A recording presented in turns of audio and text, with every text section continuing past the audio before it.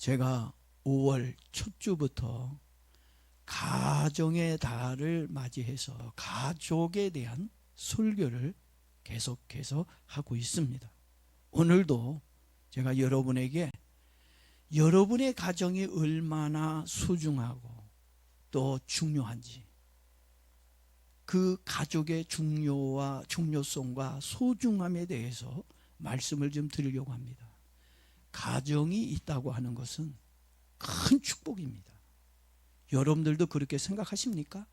정말 가정이 있다는 게, 나에게 가족이 있다는 게 큰 은혜라고 여러분들이 그렇게 생각을 하고 있을 거라고 저도 그렇게 생각합니다. 가정은 힘든 세상을 살아갈수록 가족이 얼마나 중요한지를 알게 되십니다.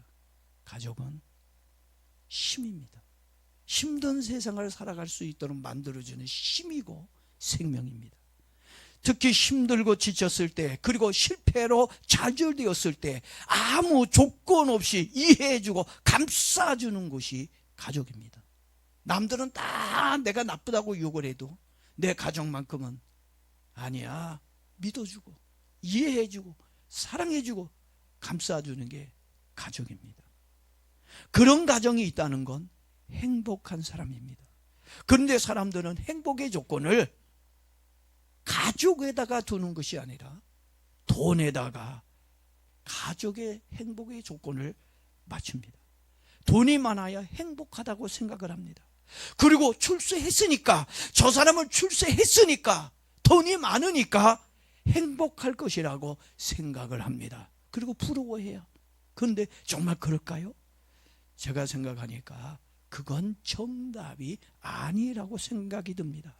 제가 60년 넘게 살아오면서 돌아갈 집과 가족이 있는 사람이 이 세상에서 가장 행복한 사람이며 축복받은 사람이라고 그렇게 믿고 있습니다. 어떤 연예인이 방송에서 이런 말을 하는 것을 들었습니다. 사람들은 나를 부러워합니다. 유명인이었고 돈도 많이 벌고 인기가 있고, 그래서 사람들을 자신에게 당신은 성공한 사람입니다, 성공했다고 말을 하고 있습니다.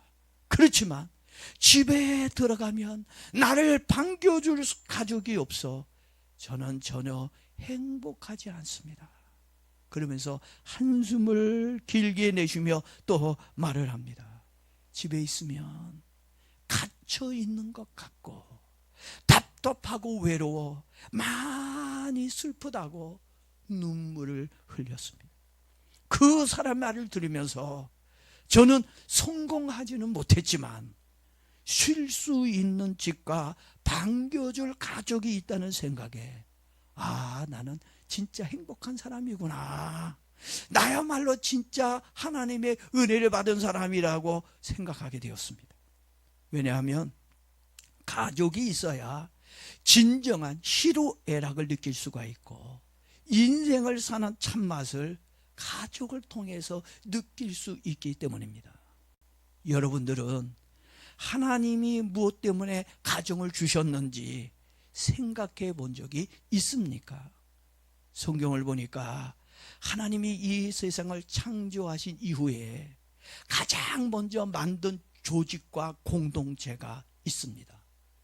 하나님이 가장 먼저 만든 공동체가 어디일까요? 교회도, 교회 얼마나 중요한 겁니까?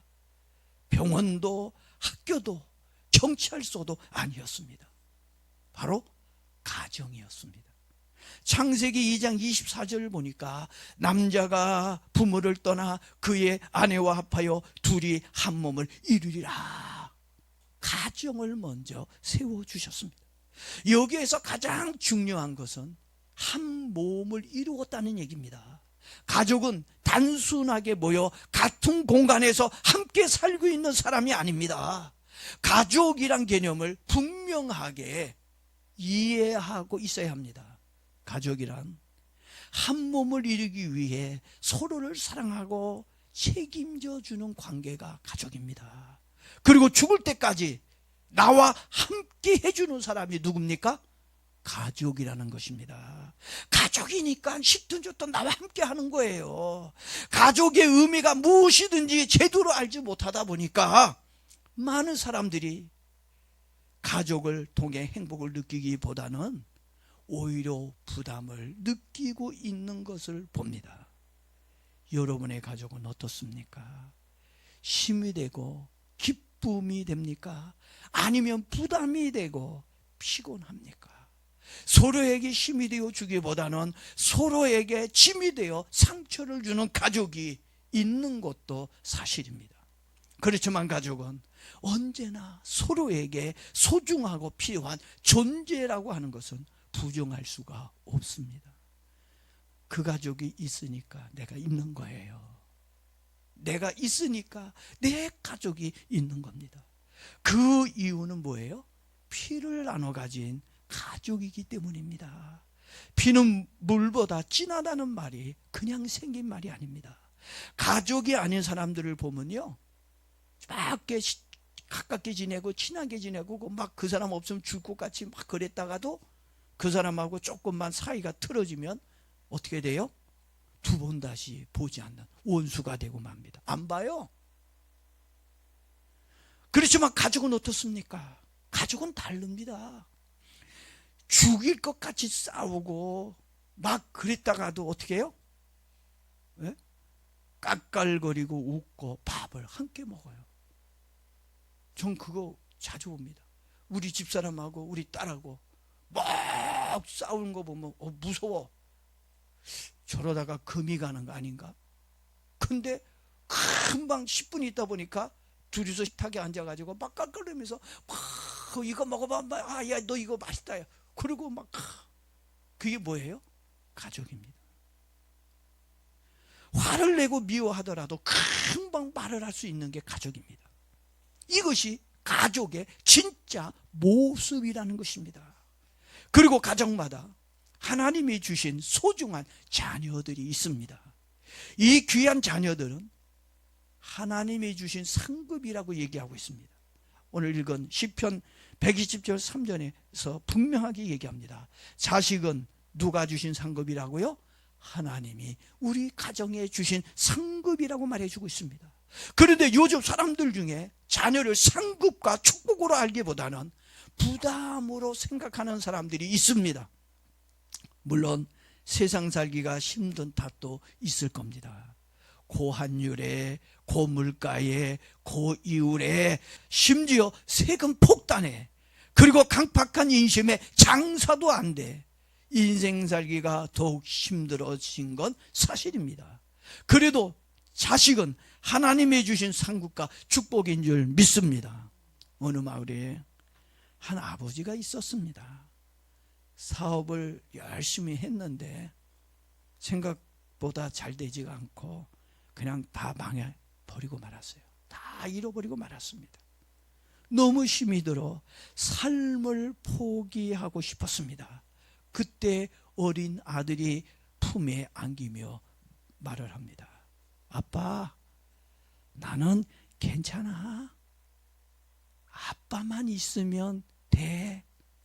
그 말을 듣는 그 순간 아버지는 소리내며 울었습니다. 그리고 그 아들을 품에 안고 다시 일어설 것을 결심하였습니다. 여러분, 시리에 빠진 아버지를 일으켜준 것은 돈이 아니었습니다. 사랑하는 가족이었고 아들이었습니다. 그리고 가족은 내 인생의 마지막까지 남아있는 소중한 존재입니다. 누가 내 옆에, 내가 죽을 때 내 곁에, 내가 힘들어할 때 내 옆에 나를 지켜줄 수 있는 사람이 누굴까요? 누굽니까? 옆에 있는 사람을 보세요. 누구일 것 같습니까? 가족밖에 없다고 하는 것입니다. 미우나 고나 싫든 좋든 그래도 끝까지 나를 떠나지 않고 내 곁에 있어줄 사람이 누군지 잘 생각하십시오. 여러분 가족밖에 없습니다. 여러분의 부모님밖에 없고 여러분의 자녀밖에 없습니다. 누가복음 15장을 보면 잘 알 수 있습니다. 누가복음 15장에 탕자의 비유가 나옵니다. 아들이 아버지의 재산을 가지고 집을 나갔다가 모든 것을 다 잃고 노숙자가 되었습니다. 그때 돼지가 먹는 쥐염 열매를 먹으면서 그가 생각한 게 있어요. 누가 떠올랐습니까?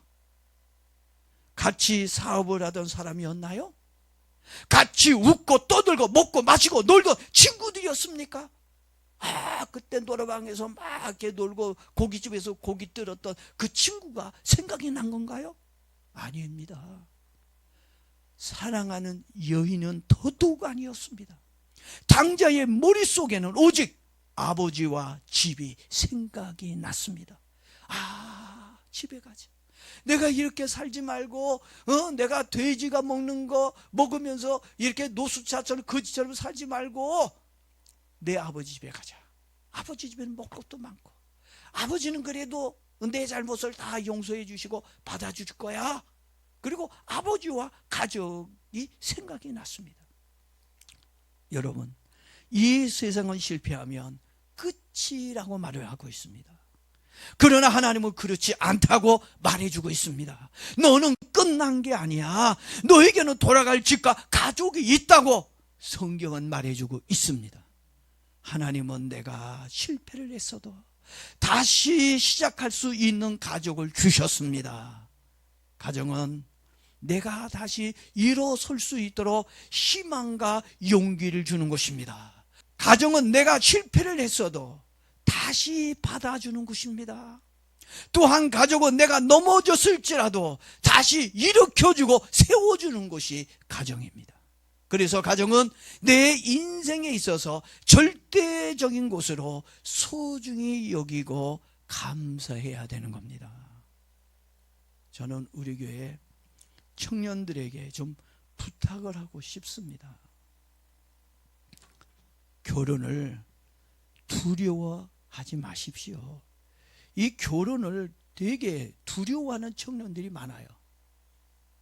직장도 안정이 안 돼 있고 또 좋은 사람인지 나쁜 사람인지도 모르고 연애할 땐 좋지만 결혼하고 나서는 그 사람의 문제들이 하나둘씩 보이니까 살아야 될지 말아야 될지 걱정도 되고 그래서 결혼을 굉장히 두려워합니다.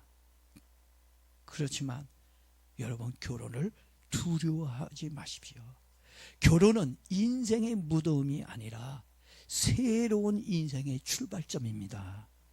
혼자서 걷던 길을 이젠 둘이서 걷던 그 길을 이제는 셋이서 넷이서 함께 격려하며 걷는 행복의 길이 될 것입니다. 그렇게 만들어야죠. 그리고 여러분 곁에 또 누가 있습니까? 든든한 부모님이 계십니다. 그리고 여러분, 부모님만 계신가요? 아니죠. 아낌없이 나를 축복해 주시는 사랑의 하나님이 있습니다. 그런데 무엇이 두려워 결혼을 망설이고 있습니까? 믿음과 사랑으로 결혼해서 하나님이 축복해 주시는 신앙의 가정으로 세우기를 축복합니다. 그리고 요즘 청년들이 이런 말을 곧잘 해요. 참 그 말 들을 때마다 가슴이 좀 아파요. 저는 결혼을 안 할 겁니다. 혼자가 좋습니다. 그리고 신앙이 있는 사람을 만나기가 어렵습니다. 하나님을 안 믿어요. 교회는 다닐지 몰라도 전혀 믿음이 없습니다. 믿음이 있는 사람이 없어서 결혼하기가 어렵습니다. 그렇게 말하는 청년들을 많이 만나요. 그 마음 충분히 이해합니다. 그렇다고 해서 혼자 살겠다는 생각은 버렸으면 좋겠습니다. 믿음이 있는 사람이 없어서 결혼을 못하는 게 아닙니다. 생각을 좀 바꾸세요. 믿음이 있는 사람이 없어서 결혼을 못하는 게 아니라 믿음이 있는 사람을 못 찾아서 그런 거예요. 이제 여러분, 믿음이 있는 사람을 좀 찾아내기를 바랍니다. 없다는 말만 하지 말고 기도하면서 찾아보기를 바랍니다. 간절하게 기도하면 하나님은 믿음도 좋고 성격도 좋고 경제력이 있는 좋은 사람을 하나님은 만날 수 있도록 축복해 주실 거라고 저는 믿습니다. 엘리야 선지자 시대 때에 엘리야가 기도했더니 이스라엘에 3년 6개월 동안 비가 내리지 않았어요. 가뭄이 왔습니다. 가뭄이 3년 6개월 동안 긴 가뭄이 와서 이스라엘은 양식이 떨어졌어요. 먹을 것이 없어졌습니다. 오히려 굶어 죽는 사람들이 많이 생겼습니다. 다들 어렵다 보니까 엘리야 선지자에게 먹을 것과 방을 제공해 줄 만한 사람이 없었어요. 신앙인도 없지만, 믿는 사람도 없지만, 경제적으로 여유가 있는 사람, 돈이 있거나 쌀이 있는, 먹을 것이 있는 사람이 없었습니다. 그래서 엘리야가 하나님께 기도를 했습니다. 그린 시냇가에서 하나님, 가뭄으로 인해서 사람들이 굶어 죽어가고 있습니다. 저도 지금 쫄쫄쫄쫄 굶고 있습니다. 까마귀가 갖다 주는 떡 몇 개 먹고 지금 겨우 살고 있는데 하나님, 어디로 가야 돼요? 이스라엘은 지금 아합 왕이 나를 잡아 죽이려고, 아합 왕이 나를 잡으려고 하는데 어디 가서 피해야 될지, 또 어디 가서 무엇을 먹어야 될지 모르겠습니다. 하나님, 나에게 먹을 것을 좀 주세요. 먹을 수 있는, 방도 제공하고 먹을 것도 제공할 수 있는 사람을 만나게 해달라고, 찾게 해달라고 하나님께 기도를 드렸습니다. 그때 하나님은 엘리야의 기도를 듣고 이스라엘 여자가 아닌 이방 여자 사르밧 가부를 만나게 해 주셨습니다. 야, 사르밧에 가라. 그 사르밧 가부 집에 가면 네가 3년 6개월 동안 먹고 생활할 수 있을 것이다. 하나님은 사르밧 가부를 만나게 해 주셨습니다. 여러분들도 진심으로 하나님께 기도해 보십시오. 좋은 짝을 하나님은 예비하시고 만나게 하는 은혜를 주실 거라고 저는 믿습니다. 그리고 한 가지만 꼭 여러분 좀 기억했으면 좋겠습니다. 가족은 짐이 아니라 하나님이 주신 축복이라는 걸 알았으면 좋겠습니다. 아마 여러분 가족 중에, 여러분들 중에 가족이 마음에 안 드는 분도 있을 거예요. 아, 왜 우리 가족은 이렇지? 우리 집은 왜 이래? 아마 좀 만족스럽지 못하고 좀 힘들게 생각하는 분이 있을 것 같아요. 근데 여러분의 가정은 짐이 아닙니다.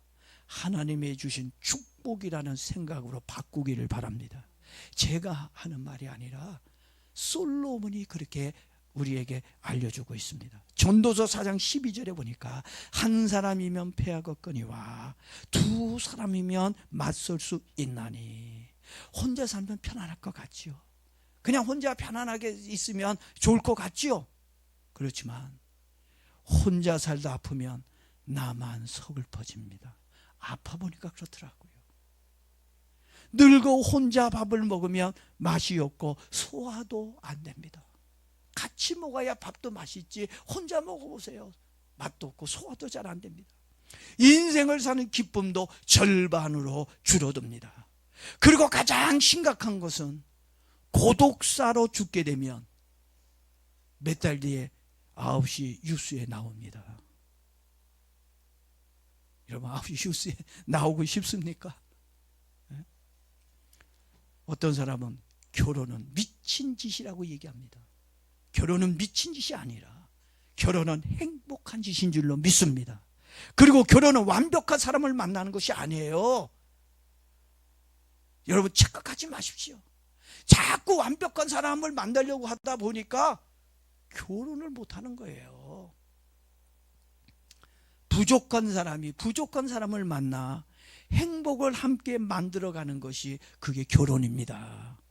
함께 울고 함께 웃으며 부족한 삶을 완성된 삶으로 채우며 사는 것이 결혼 생활입니다. 우리 청년들은 주인들처럼 고기를 숙이고 있는데 그럴 필요는 없을 것 같아요. 이제 정리를 좀 하고 이제 마치도록 하겠습니다. 여러분의 소중한 가정을 여러분 신앙과 사랑으로 지키시기를 바랍니다. 이 세상에서 가장 불행한 사람은 돈이 없는 사람이 아니라 가족이 없는 사람이 가장 불쌍한 사람입니다. 그래서 우리는 결단해야 합니다. 나를 있게 해준 부모님을 더욱 공경하겠습니다. 그리고 상급으로 주신 내 자녀를 더욱 많이 축복하겠습니다. 또한 젊어서 얻은 배우자를 더 많이 아껴주며 이해하고 사랑하겠습니다. 그리고 아직 가정을 가지지 못한 분들은 두려워하지 말고 믿음으로 기도하며 배우자를 찾아 이제 내가 꼭 결혼해서 가정을 세우겠습니다. 결혼하겠습니다. 결심하기를 바랍니다. 이 세상의 가족은 완벽하지 않습니다. 부족한 것이 많은 게 사실입니다. 그래서 가족은 더욱더 필요하다고 생각을 합니다. 지금 내 모습 그대로 받아주는 것, 실패를 해서도 다시 시작할 수 있도록 힘을 주는 것, 끝까지 나와 함께 해주는 것이 가족이라는 것을 여러분 꼭 기억하기를 바랍니다. 가정은 하나님이 이 땅에 주신 가장 행복한 천국입니다. 이 땅에서 가정 천국을 맛보며 살 수 있는 은혜가 있길 예수님의 이름으로 축복합니다.